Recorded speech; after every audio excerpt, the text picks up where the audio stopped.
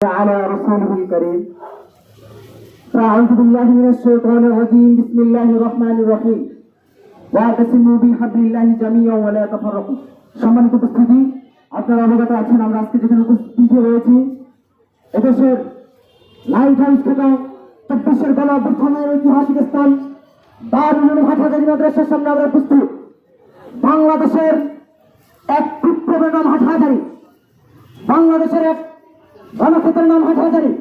ফ্যাসিবাদী খুনি হাসিনা রাষ্ট্র থেকে হাসিনার শুধু 24 নয় 24 বহু আগ থেকে মোদী আন্দোলন থেকে শুরু করে 13 সালের সপ্তাহ আন্দোলন থেকে শুরু করে এদেশের ওলামায়ে কেরাম জানিয়ে দিয়েছে বাংলাদেশে কোনো ফ্যাসিস্ট তৈরি হবে না, বাংলাদেশে কোনো ফ্যাসিস্ট থাকতে দেওয়া যাবে না, বাংলাদেশে কোনো ফ্যাসিস্ট থাকতে চাই না।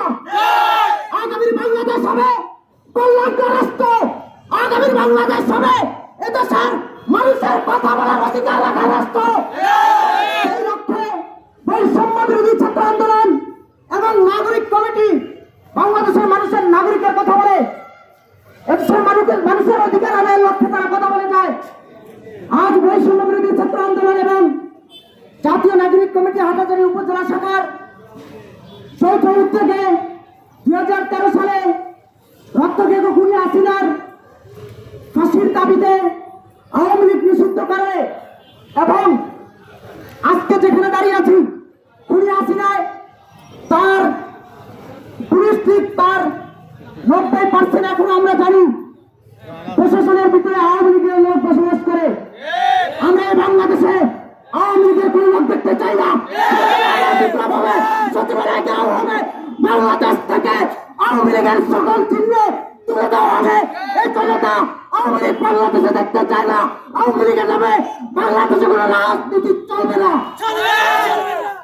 বাংলাদেশে আওয়ামী লীগ যে পরিমাণ শুধু 13তে যে পরিমাণ খুন খারাপ করেছে, 24 বাদ দিলাম, এর আগের গুলো বাদ দিলাম, এই এত অপরাধে বাংলাদেশ থেকে আওয়ামী লীগ নিষিদ্ধ হওয়ার দাবি রাখে।